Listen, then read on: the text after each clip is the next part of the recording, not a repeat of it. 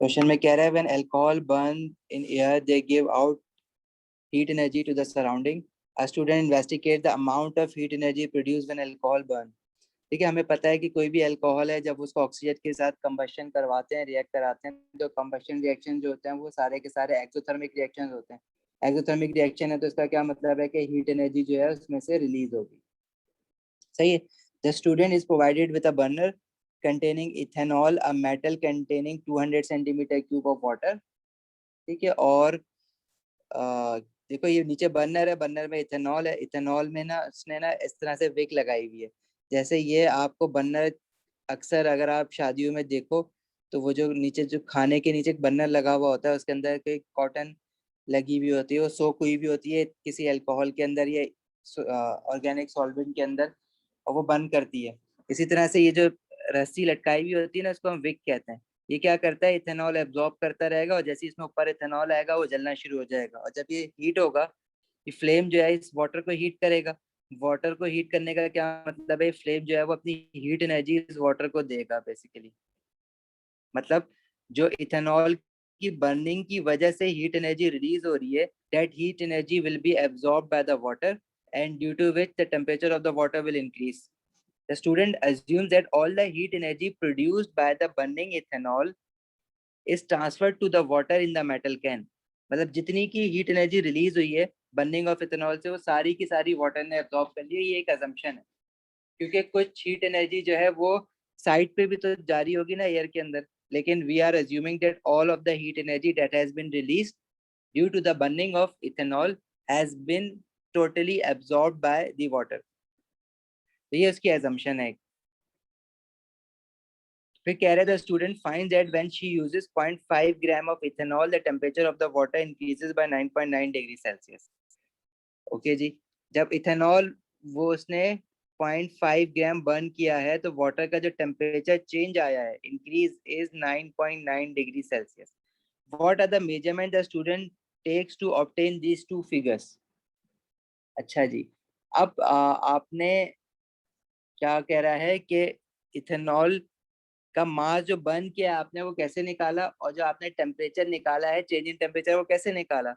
तो हम लोग बर्न करने से पहले मास ऑफ इथेनॉल मेजर करेंगे, बर्न करने के बाद मास ऑफ इथेनॉल मेजर करेंगे। ठीक है, इसी तरह टेम्परेचर चेंज मेजर करने के लिए हम इनिशियल टेम्परेचर लेंगे वाटर का, और फिर आफ्टर हीटिंग फाइनल टेम्परेचर ले लेंगे वाटर का। तो किस तरह से ये मेजर की होगी, take difference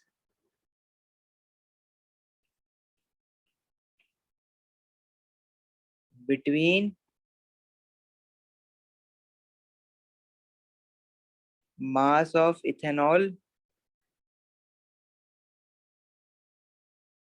and initial and final temperature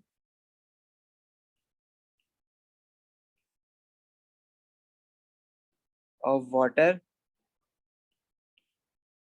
before and after burning।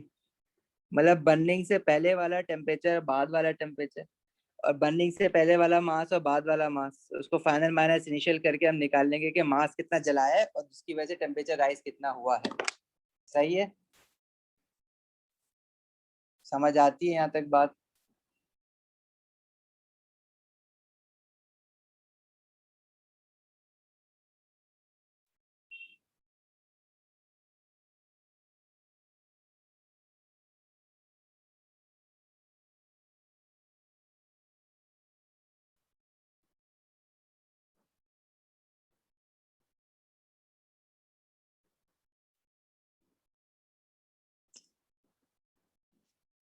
Next क्या कह रहा है, a data book states that the temperature increase should have been greater than 9.9 degrees Celsius.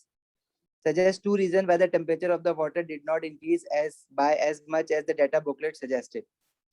अच्छा, अब देखो कुछ हीट एनर्जी हमें पता है ना, सारी की सारी हीट एनर्जी जो कि रिलीज हो रही है बर्निंग ऑफ एथेनॉल से, वो सारी की सारी तो एब्जॉर्ब नहीं हो सकती वाटर से, क्यों जो है वो साइड्स पे जाके लॉसेस भी हो रहे होंगे हीट के। सही है, तो हम तो वो अजम्पशन लेके चल रहे हैं ना कि सारी की सारी हीट एनर्जी एब्जॉर्ब हुई है, लेकिन असल में तो नहीं हुई। तो हमारा जो टेम्परेचर राइज आया है वो बेसिकली छोटा आ रहा होगा, एज कम्पेयर टू जो एक्चुअल आना चाहिए। तो उसका रीजन क्या है? Energy losses to the surrounding, heat energy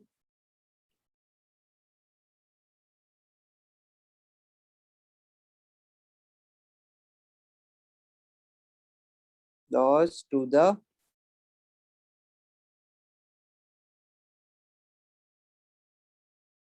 surrounding. ठीक है, और क्या रीजन हो सकता है? हम लोगों ने क्या कहते हैं, इनकम्प्लीट कंबशन हुई हो, कंबशन ही पूरी ना हो, इथेनॉल 0.5 ग्राम नहीं जलाओ, उससे कम जलाओ। उसके अलावा क्या हो सकता है, कुछ इथेनॉल जो है वो, हमें पता है ना वॉलेटाइल होता है इथेनॉल, तो जो विक में लगा हुआ है, कुछ इथेनॉल बर्न होने के बजाय इवेपोरेट हो गया हो, तो मास तो कम हो जाएगा ना। हम समझेंगे कि वो जो मास ऑफ इथेनॉल इवेपोरेट हुआ है, हम समझेंगे कि वो जल गया है, तो बेसिकली इवेपोरेट हुआ था, तो इवेपोरेशन ऑफ इथेनॉल।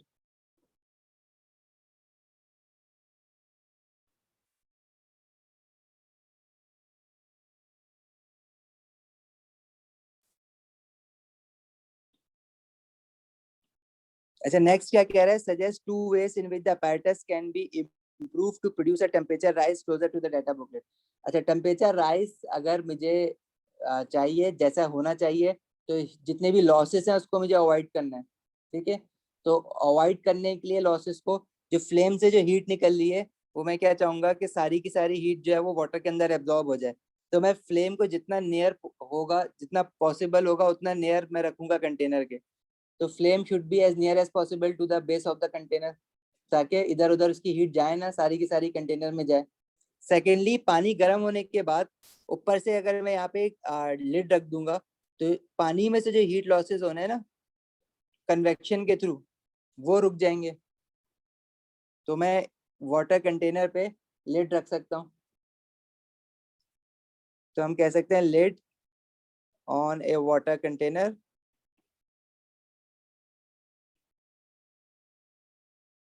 सेकंड हमारी क्या बात हुई कि flame should be as near as possible to the container. Flame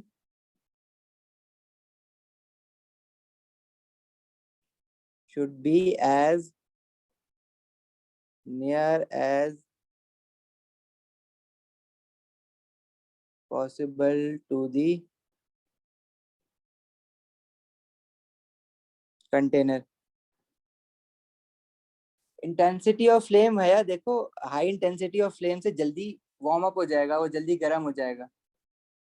लेकिन अगर आप बोलो कि हमें लॉसेस बढ़ाने बचाने के लिए फ्लेम की इंटेंसिटी इंक्रीज कर दे, तो उससे कोई फर्क नहीं पड़ेगा, लॉसेस तो फिर भी होंगे। हमें लॉसेस बचाने के, हम चाह रहे हैं कि जितनी भी हीट एनर्जी फ्लेम से निकल रही है ना, वो सारी की सारी पानी एब्जॉर्ब करे। लेकिन वो सारी की सारी पानी एब्जॉर्ब इसलिए डायरेक्टली नहीं करेगा क्योंकि देखो हीट लॉसेस सराउंडिंग में भी तो हो रहा है ना। अब तो आप लोगों को पता है कि फ्लेम में से इंफ्रारेड रेडिएशंस भी निकलती हैं, तो वो हीट लॉसेस तो सारी डायरेक्शन में होगा। कोई फ्लेम है, वो जल रहा है, तो इंफ्रारेड रेडिएशन तो हर डायरेक्शन में निकलेगी ना। जैसे ये फ्लेम है, तो IR रेडिएशन इधर से भी सारी की सारी ऊपर कंटेनर पे जाके तो एब्जॉर्ब नहीं हो रही है ना। वो कन्वेक्शन के थ्रू जो हीट लॉसेस होंगे फ्लेम के अराउंड, वो कैसे रोकोगे? उसके बाद जब पानी एक बार गर्म हो गया है, तो उसके बाद भी पानी में से भी तो हीट लॉसेस होंगे ना, जैसे यहाँ पे कंटेनर में से कंडक्शन कन्वेक्शन, और ऊपर सरफेस पे कन्वेक्शन। तो वो सब अवॉइड करने के लिए हम लेड रख सकते हैं टू प्रिवेंट कन्वेक्शन, या हम कंटेनर को लैग कर सकते हैं, लैगिंग इंसुलेशन कर सकते हैं कंटेनर की, ताकि कंटेनर से हीट लॉसेस ना हो। सेकेंडली हम ये कर सकते हैं कि जो ट्राईपॉड है, इसके इर्द गिर्द जो है वो एक एल्यूमिनियम शीट लगा दें, उसको कवर अप कर दें, ताकि इंफ्रारेड रेडिएशन जो है वो बाहर ना जाए, वो टकरा के एल्यूमिनियम शीट से शाइनी मटेरियल होता है, टकरा के वापस कंटेनर के पास चली जाए। तो हमने दो लिख दिए हैं। और वो जो मैं बात बता रहा था कि इथेनॉल जो है वो, अगर हम हीट कर रहे हैं उसको, तो कुछ इथेनॉल ऐसा भी हो सकता है कि जो विक में एब्जॉर्ब हो रहा है, ये जो विक है, ये जो रस्सी है, इसमें से इवेपोरेट हो जाए। तो वो तो बर्न नहीं होगा, लेकिन वो निकल तो गया ना कंटेनर से, तो हमें लगेगा कि मास डिक्रीज हुआ है। ठीक है, तो जब मास डिक्रीज हुआ है, तो हमने क्या अज्यूम किया है कि वो मास सारा का सारा बर्न हुआ है। तो बेसिकली वो बर्न नहीं हुआ, कुछ इवेपोरेट हुआ था उसमें से। सही है हानिया?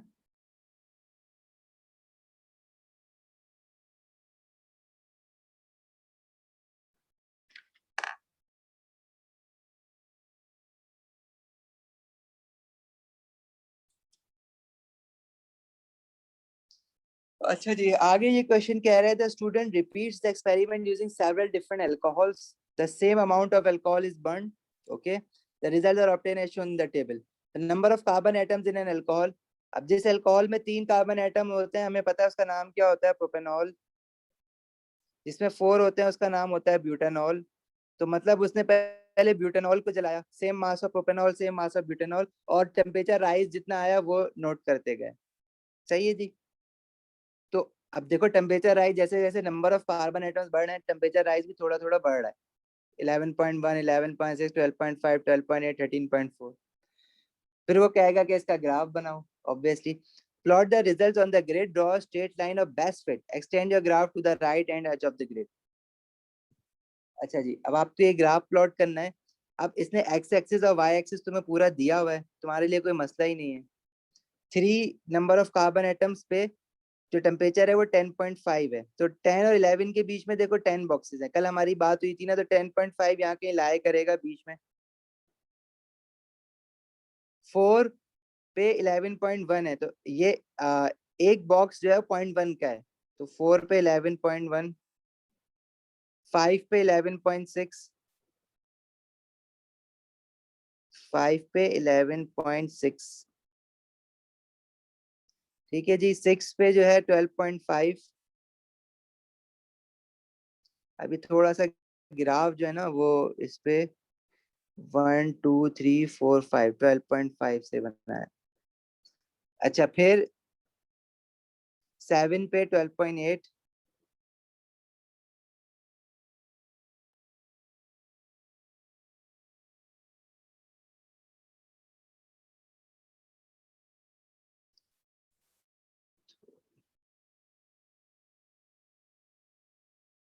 अच्छा जी, फिर हमारा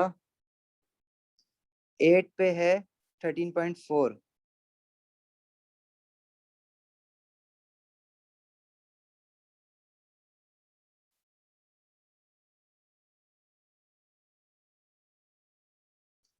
कह रहे बेस्ट फिट लाइन बनानी है, स्ट्रेट लाइन, मतलब एक स्ट्रेट लाइन बनानी है। कल वाले हमने एक्सपेरिमेंट में ये भी देखा था कि उसने 2 स्ट्रेट लाइन बनवाई थी। अली क्या पूछ रहे हो? बेस्ट फिट बनानी है तो ज्यादा से ज्यादा हमें चाहिए कि पॉइंट्स हमारे लाइन पे लाए करें। जितने ऊपर छूट रहे हैं उतने नीचे छूट सकते हैं, लेकिन एक पॉइंट तो देखो बहुत ही आउट जा रहा है, वो जो ऊपर आ रहा है ना 6 पे।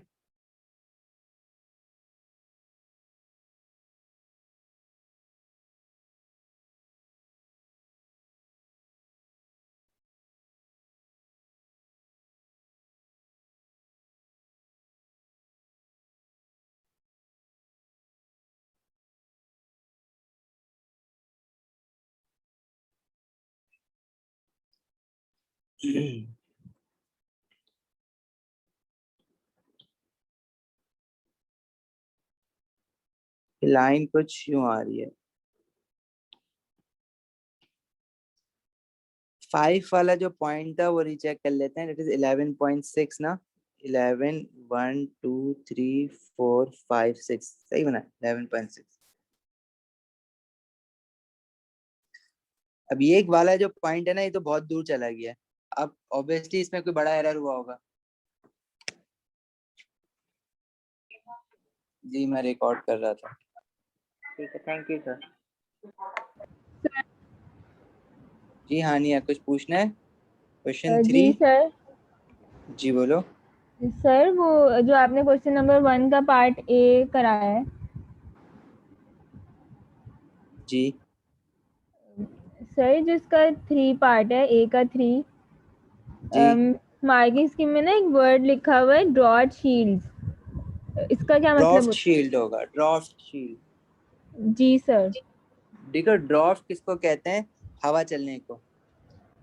मैंने वो जो एल्यूमिनियम शील्ड की बात की थी ना, हमने 2 लिख दिए, लेकिन हमारे पास एक जैसे एल्यूमिनियम शील्ड होती है, उसको हम ड्राफ्ट शील्ड कह रहे हैं। ड्राफ्ट शील्ड का क्या मतलब है? देखो, वो किसी तरह यहाँ से जो विंड आ रही है ना, उसको हवा जो आएगी वो उसको रोक लो, क्योंकि जब हवा आएगी तो वो भी तो अपने साथ हीट एनर्जी ले जाएगी ना।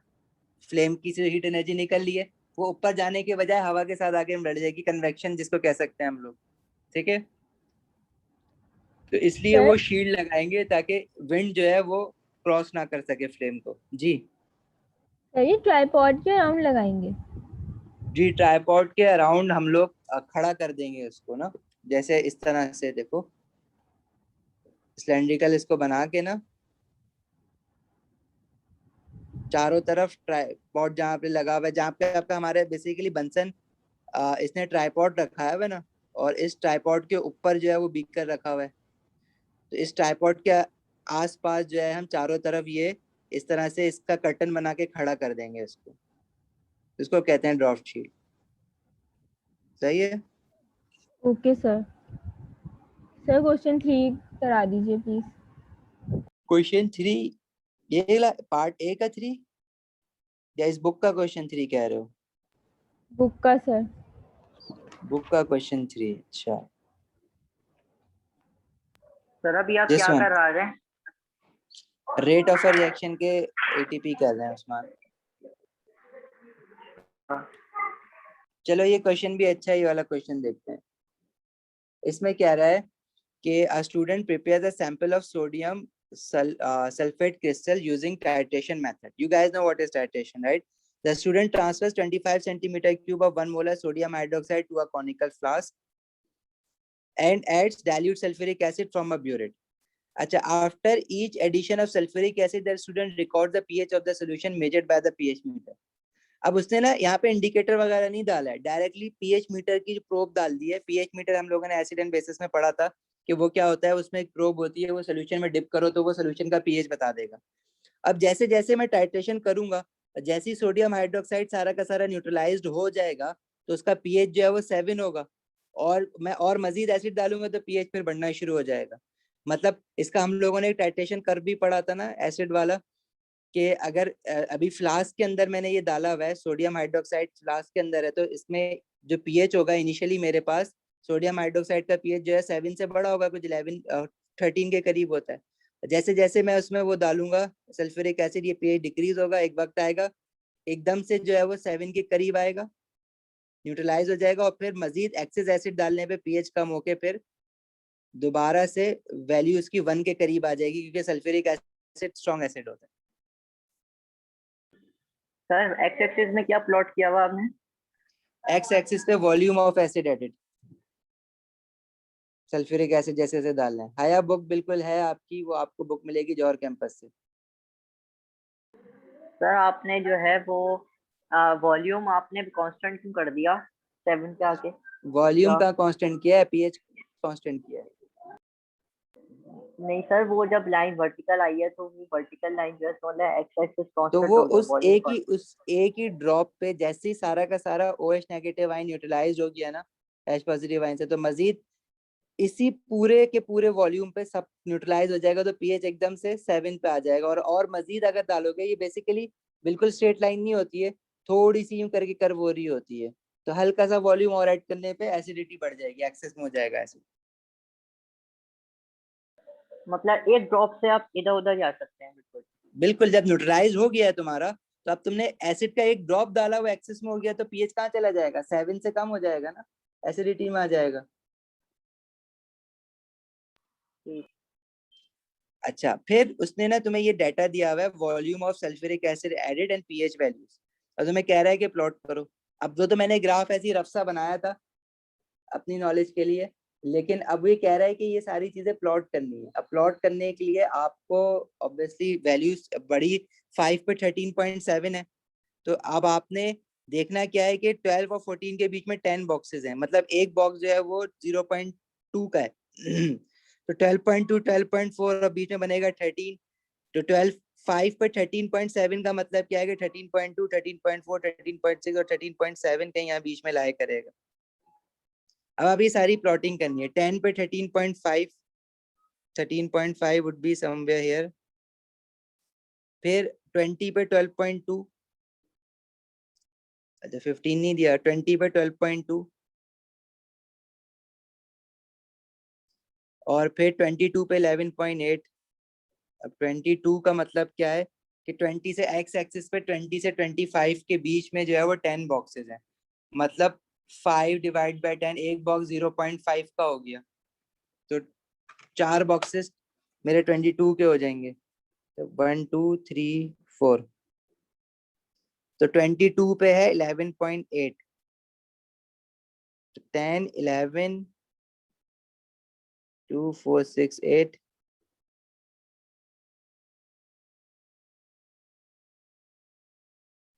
कुछ यहाँ पे आ रहेगा। 24 पे 11.2,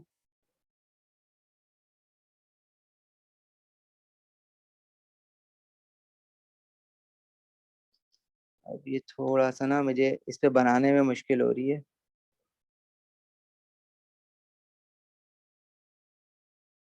4 पे है 11.2,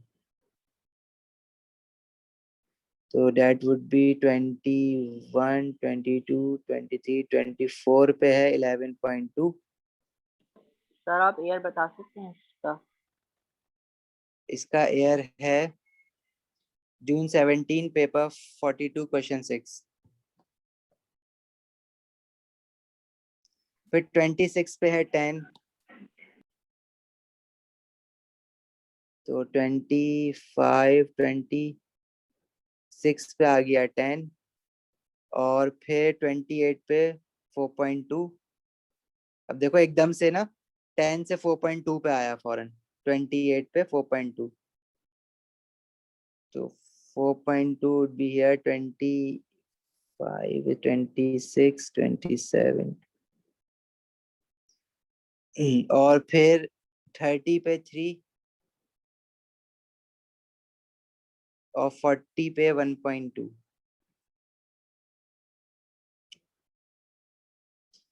तो देखो ये पॉइंट्स बन रहे हैं। अब draw smooth curve through all the points, extend your line to cross Y axis. ठीक है, अब वाई एक्सिस से एक्सटेंड करोगे तो इसको आपने यहाँ से अगर आप लेके गए आगे, तो देखो ये अचानक ये जो नीचे मैंने एकदम वर्टिकल बनाया था, बिल्कुल वर्टिकल नहीं होता, लेकिन थोड़ा सा स्लांट होता है, और वाई एक्सिस पे एक्सटेंड करने के लिए इसको पीछे लेके जाओगे तो यहाँ पे कहीं जाके वो मर्ज कनेक्ट हो जाएगा।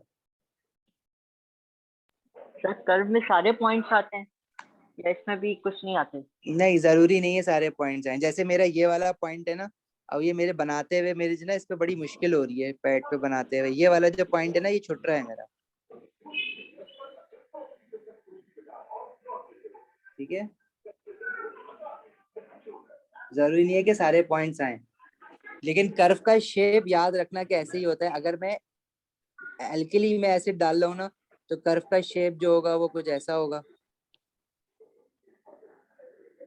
मतलब मैंने फ्लास्क के अंदर मेरे पास एल्कली है और ब्यूरिट के अंदर मेरे पास एसिड है, लेकिन अगर उसका उल्टा कर दो, ब्यूरिट के अंदर अगर आप एल्कली कर दोगे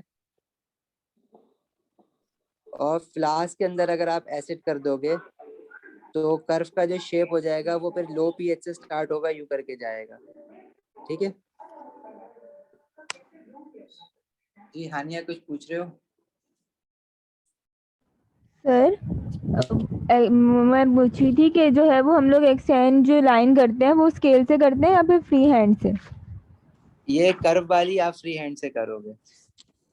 और हमें कैसे पता चलेगा कि हम लोग को कब स्केल से करनी है?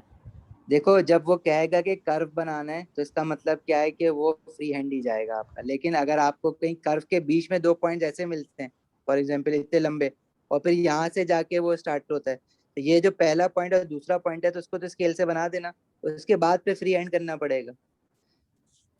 ठीक है, लेकिन अगर ये वाला कर्व अगर आप शुरू से देखो, तो अगर इसमें अगर आप स्केल से लेके अगर कनेक्ट कर रहे हो ना लाइन, तो फिर वो गलत हो जाएगी बात। आप बोलोगे मैं यूं कनेक्ट कर रहा हूँ लाइंस को, जैसे फॉर एग्जांपल आप कहोगे मैं यूं कनेक्ट करूंगा 1 2 3 4 5, इस तरह से कनेक्ट नहीं करना, फिर ये गलत हो जाएगी, क्योंकि उसने बोला हुआ है स्मूथ कर्व बनाना है। तो ऐसे क्वेश्चन देख के पता चलेगा। Okay sir. सही है, जहाँ लाइंस का आएगा वहां पे आपने स्ट्रेट लाइन ही खींचनी है ऑब्वियसली। हाँ यार देखो, एंड पॉइंट क्या होता है, जब सारा का सारा एसिड एल्कली को न्यूट्रलाइज कर देता है। जब न्यूट्रलाइज्ड होता है तो उसका क्या मतलब है कि ना एसिड ना एल्कली, तो पीएच क्या होगा 7। सही है।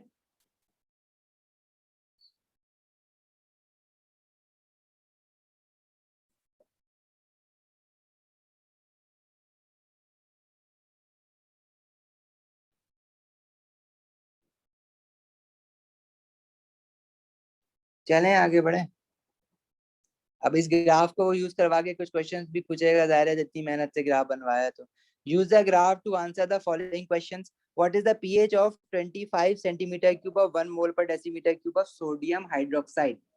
अब वो सोडियम हाइड्रोक्साइड जब आपने इनिशियली जिसमें जिसमें एसिड डाला ही नहीं था अभी तक, तो जब आप एसिड डालना शुरू करोगे तो उसका पीएच डिक्रीज होगा ना। लेकिन इनिशियली अगर आपने एसिड का कोई वॉल्यूम ही नहीं डाला उसमें, तो उस वक्त उसका पीएच क्या होगा? उस वक्त उसका पीएच जो होगा मतलब जीरो पे, यहाँ पे जो मैंने कर्व बनाया ना, यहाँ पे पीएच आना चाहिए। तो इसको आपने देखो, हमारे पास जो पॉइंट्स थे ना, वो तो यहाँ तक दिए हुए थे बस। उसके बाद मैंने खुद पीछे उसको एक्सटेंड किया था, और उसने बोला भी था extend your line to cross the Y axis. तो मैंने उसे कहने पे एक्सटेंड किया था, ठीक है। तो अब ये एक्सटेंड अगर मैं करूँ ना प्रॉपरली, तो it would be something like कुछ यहाँ से कनेक्ट कर रहा है वो, तो 13.8 अराउंड समथिंग, या 13.9 समथिंग तुम इसको लिख सकते हो, क्योंकि एक बॉक्स जो है ना दो का, 13.2, 4, 6, 8 और फिर 14। तो ये जो मेरा आएगा ना कर, अगर मैं इसको बिल्कुल प्रॉपर बनाऊं स्केल पेपर पे, तो 13.8 या 14 के बीच में ये कहीं पे लाया करेगा। अगर तुमने 13.9 लिखा हुआ है तो सही है, 13.8 लिखा हुआ है तो मोस्ट प्रोबेबली 13.8 जो है ना, इसमें ये आंसर को एक्सेप्ट नहीं कर रहा था, गलत, मतलब उसने मार्किंग की में नहीं दिया हुआ था 13.8, तो मतलब 13.9 ही कर रहा था। अब वो आपकी कंस्ट्रक्शन के ऊपर है, अगर आपने कंस्ट्रक्शन स्मूथ की है, प्रॉपर की है, तो आपका आंसर आ रहा होगा, नहीं तो फिर आपका आंसर नहीं आ रहा होगा। अक्सर जो है वो रेंज देता है चेकर को कि इस रेंज में अगर बच्चे का आंसर है तो कर दो सही, नहीं अगर वो एग्जैक्ट वैल्यू दे देता है तो फिर वो आपका वो मार्क जो है वो सैडली डिडक्ट हो जाएगा। सर आप मुझे दोबारा समझा देंगे, वो आपकी आवाज नहीं आई थी, मैनेजमेंट से कराया तो आवाज आने लगी आप। अच्छा देखो, मैं ये कह रहा हूँ कि उसने कहा था ना कि एक्सटेंड करो लाइन को, वो उससे कहा था उसने बेसिकली कि जब वाई एक्सिस पे ये कर्व कट होगा, तो उस वक्त आपने सल्फ्यूरिक एसिड बिल्कुल भी नहीं डाला हुआ, जीरो है वो, तो उस वक्त जो सोडियम जो पीएच होगा वो सारा का सारा से सोडियम हाइड्रोक्साइड जो इनिशियल आपने लिया था ना उसका पीएच होगा। तो वो हमने ग्राफ को जब एक्सटेंड करना है ना, तो ग्राफ को कुछ इस तरह से एक्सटेंड करना होगा हमने कि वाई एक्सिस पे जाके कट हो। तो वो वैल्यू मैं कह रहा हूँ कि अगर आप ये वैल्यू प्रॉपर बनाओगे ना, देखो एक कर्व डायरेक्टली अगर यहाँ से देखो तो ये नीचे नीचे हुआ जा रहा है, मतलब जब पीछे होगा तो ऊपर ऊपर कहीं जा रहा होगा। अब आपने जो बनाना स्टार्ट किया था वो पहली वैल्यू 13.7 से की थी, तो वो पीछे वाली वैल्यू जो है उसके ऊपर ही होनी चाहिए 13.7 से। तो अगर इस ग्राफ को मैं पेपर पे बनाऊंगा ना सही से, तो इसका आंसर 13.9 आना चाहिए, ठीक है, इस तरह से, या 13.8। अब इसने एग्जामिनर ने इसमें ना 13.9 दिया हुआ था आंसर, तो अब आपने अगर प्रॉपरली बनाया है, कंस्ट्रक्ट किया, तो वो 13.9 पे जाके इंटरसेक्ट होगा, अदरवाइज फिर इस पे आपका मार्क्स सैडली रह जाएगा। ठीक है, तो हम यहाँ पे 13.9 सेंटीमीटर क्यूब ले रहे हैं, तो 13.9 पीएच है उसका, सोडियम हाइड्रोक्साइड का, इनिशियली जब इसमें हमने कोई भी एसिड नहीं डाला। फिर कह रहा है what is the pH of the solution when 15 centimetre cube of acid is added. जब 15 सेंटीमीटर क्यूब एसिड आप डाल चुके हुए हो, तो उस पे पीएच क्या बना हुआ है आपका? तो आप 15 सेंटीमीटर क्यूब एसिड डालने के बाद जरा ग्राफ से पीएच पढ़ लो, 13 जो 13 हमारा आ रहा है 13। सही है।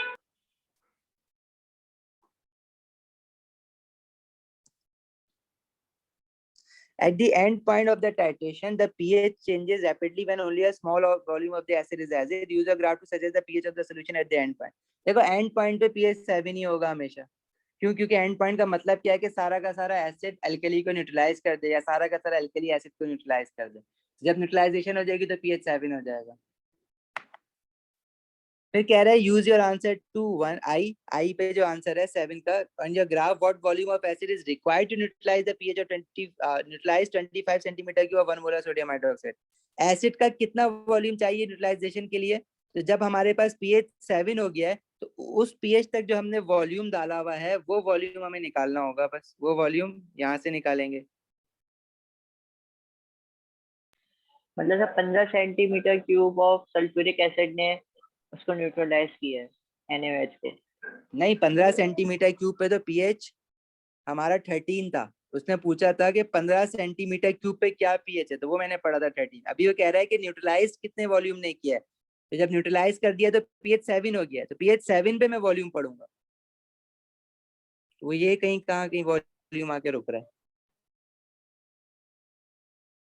ठीक है, अब ये थोड़ा सा आगे ही आ रहा है ग्राफ। अब ये मेरा बना कर्व सही नहीं है क्योंकि मेरा इसका हाथ बड़ा स्लिप हो रहा है। अब आप लोगों ने बना के ट्राई जरूर करना है। तो ये हमारा अभी आएगा 25, तो ये आ रहा है 26, 27, 27.5 समथिंग आ रहा है। ठीक है, 27.5 सेंटीमीटर क्यूब। सर जी सर एंड पॉइंट पे pH एवरी टाइम 7 होगा। जी। तो सर इसमें तो लिखा हुआ है यूज योर ग्राफ, तो हम ग्राफ से नहीं देख के बताएंगे, ऐसे ही बता देंगे। नहीं, वो ये कह रहा है use your graph to find the volume of the acid at neutralisation. तो न्यूट्रलाइजेशन पे हमारे पास जो, अच्छा आप ये पार्ट C1 पूछ रहे हो? जी सर। ठीक है, देखो at the end point of the titration the pH changes rapidly when a small volume of acid is added. Use a graph to suggest the pH of the solution at the end point. तो हमारे पास जहाँ पे line exactly graph से इस तरह से देख सकते हो, जहाँ पे लाइन एग्जैक्टली वर्टिकल हो जाती है ना, that shows pH is equal to 7। ठीक है, ये न्यूट्रलाइजेशन के वक्त होता है। असल में हमारे पास जो टाइट्रेशन कर्व आता है ना ओ लेवल में, वो आता है strong acid plus strong alkali का, और उसका जो न्यूट्रलाइजेशन पॉइंट होता है ना, वो हमेशा 7 पर ही आ रहा होता है। ठीक है, तो आपने वो 7 ही लिख देना है। ग्राफ अगर यूज करने का कहता है तो जो वर्टिकल लाइन आपके पास आ रही होती है, उस वर्टिकल लाइन का मिड पॉइंट ले लेते हैं। सही है, वरना हम 7 लिख के आ जाते हैं, हमारा आंसर वो सही हो जाता है, हमें इतना इशू नहीं होता। लेकिन फिर भी याद रखो कि जो वर्टिकल लाइन आएगी ग्राफ में, उस वर्टिकल लाइन का आप मिड पॉइंट ले लोगे। ठीक है, वो न्यूट्रलाइजेशन pH होगा आपका। सही। Okay sir. सर सर ये जी, इसकी क्या वजह होती है कि जब जब pH 7 के बहुत करीब आ रहा होता है तो ग्राफ जो है बहुत स्टीपर होने लग जाता है, मतलब इसकी वजह क्या होती है? लेकिन जब शुरू से आ रहा होता है तो स्लाइटली हम लोग तो same drop by drop add कर रहे हैं ना, ऐसा नहीं कर रहे कि अभी ज्यादा कर दिया कभी कम कर दिया, सेम रेट से ड्रॉप कर रहे हैं एसिड। देखो तो शुरू वो में जब OH, 7 पे आ रहा है। शुरू में, हाँ समझ गया मैं, शुरू में तुम्हारा जो OH नेगेटिव आइन है ना, वो बहुत ज्यादा अमाउंट में है। लेकिन जैसे जैसे तुमने न्यूट्रलाइजेशन करना शुरू कर दिए, तो एंड के करीब पहुंचते पहुंचते OH नेगेटिव आइन बहुत कम रह गए। ड्रॉप तो तुम वही डाल रहे हो, ड्रॉप में तो उतना ही है। पहले वो जो ड्रॉप नीचे गिर रहा था H पॉजिटिव आइन का, तो वो बहुत सारे OH नेगेटिव आइन के साथ जाके लड़ाइयां कर रहा था। Aahista Aahista OH negative ion मरते गए इसमें। तुम ड्रॉप का साइज तुम्हारा अभी भी वही है। अब जब H पॉजिटिव आइन का ड्रॉप नीचे गिरता है, तो वो ज्यादा H पॉजिटिव आइन है, तो जल्दी OH नेगेटिव आइन को, जो थोड़े से रह गए उनको जल्दी जल्दी खत्म कर देते हैं। चले अच्छा, आगे। मतलब ये चल रहा होता है। जी, sulphuric acid react with sodium hydroxide using your equation and your answer to C2, calculate the concentration of sulfuric acid used in the experiment. Sulphuric acid जो यूज चाहिए तुम्हें न्यूट्रलाइजेशन के लिए, वो कितना चाहिए? 27.5 सल्फ्यूरिक एसिड का। अब ये देखो हमारे पास एसिड और एल्कली का रिएक्शन है। एल्कली सोडियम की मुझे कंसंट्रेशन ऑफ वॉल्यूम दिया हुआ है। अब ये डायरेक्ट वो लगाने का ना, इसमें C1V1 over N1 is equal to C2V2 over N2। जैसे ये मैंने एसिड के लिए ले लिया C1V1, और C2V2 मैंने एल्कली के लिए ले लिया। तो कंसंट्रेशन ऑफ एसिड उसने जो यूज किया है, एसिड वॉल्यूम ऑफ एसिड उसने हमें 27.5 लगा है। कंसंट्रेशन ऑफ एसिड जो यूज किए वो मुझे नहीं पता है ना, ऐसा ही है ना, वो उसने निकलवाई है मुझसे। वॉल्यूम ऑफ एसिड कितना लगा है? 27.5, और इक्वेशन में एसिड के मोल्स कितने हैं? 1।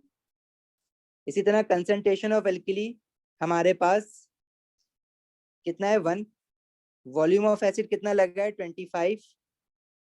ओ sorry, volume of alkali, concentration of alkali 1 है, वॉल्यूम ऑफ एल्कली 25 था जिसको न्यूट्रलाइज करवाया है, और moles of alkali in equation कितने? 2। तो that's how you can find concentration of.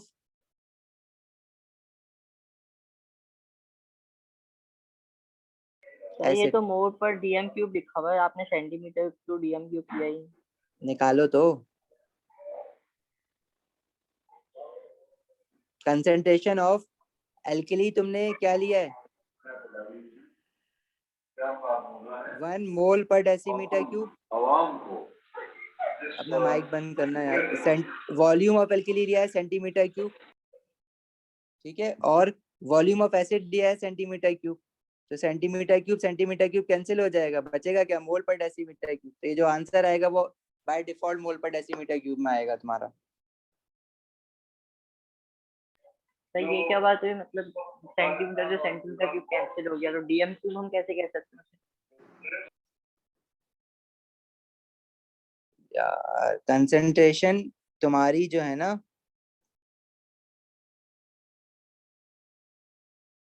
ये वाली लेफ्ट वाली तो तुम निकाल ले हो, राइट पे तुमने 1 मोल पर डेसीमीटर क्यूब तो लिया है ना, उसका तो यूनिट रहेगा उसके साथ।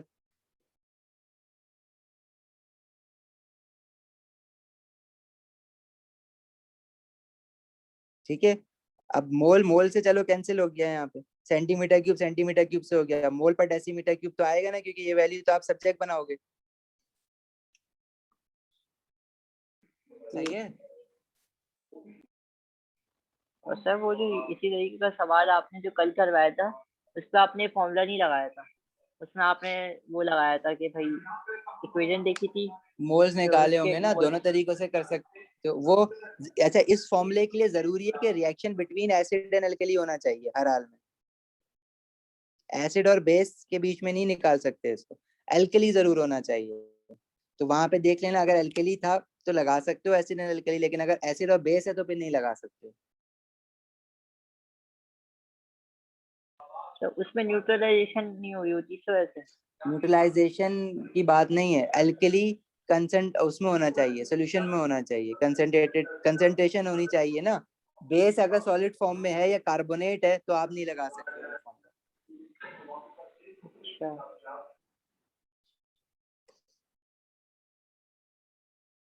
Describe how a student makes a pure dry sample crystal from aqueous sodium sulphate. देखो ये जो रिएक्शन हो रहा था, ये सल्फ्यूरिक एसिड का हो रहा था ना, और सोडियम हाइड्रोक्साइड का हो रहा था, तो प्रोडक्ट में क्या बनेगा? Sodium sulphate and water. Sir अब 2.2 आ रहा है आंसर। 2.2 आ रहा है तुम्हारा आंसर, बाकियों का क्या आ रहा है?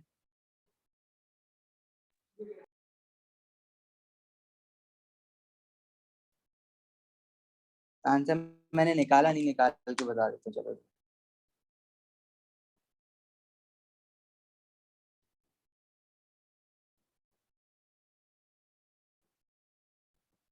0.455 आ रहा है, 2.2 तो नहीं आ रहा।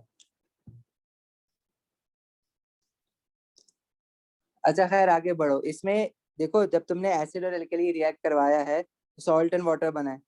अब इसमें से तुम्हें कह रहा है कि सोडियम सल्फेट जो है, सल्फेट सोडियम सल्फेट सॉल्युबल होता है, क्योंकि all sulphates are soluble except for barium sulphate, lead sulphate and calcium sulphate. Sodium sulphate तो सॉल्युबल है, ग्रुप 1 के सारे सॉल्ट सॉल्युबल होते हैं वैसे भी।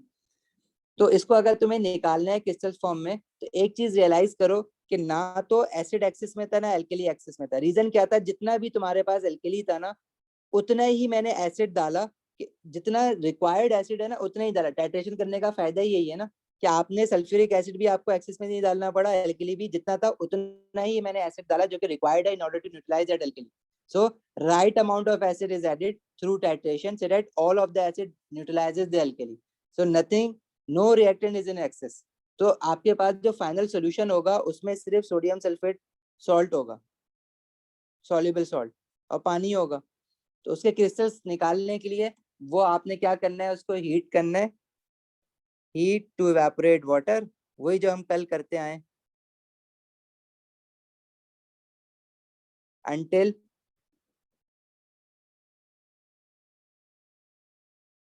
saturated solution is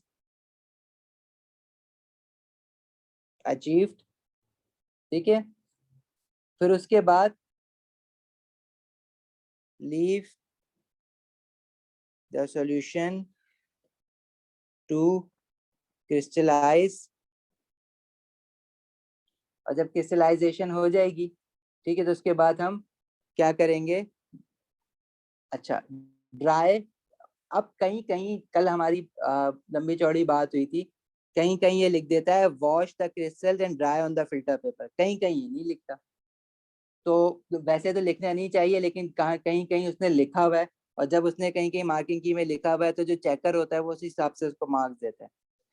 तो अगर आप ये लिख दोगे बात और उसने मार्किंग की में नहीं लिखी हुई है तो आपके मार्क्स चेकर नहीं काट पाएगा। हाँ, लेकिन अगर लिखी हुई है मार्किंग की में और आपने नहीं लिखी तो फिर चेकर को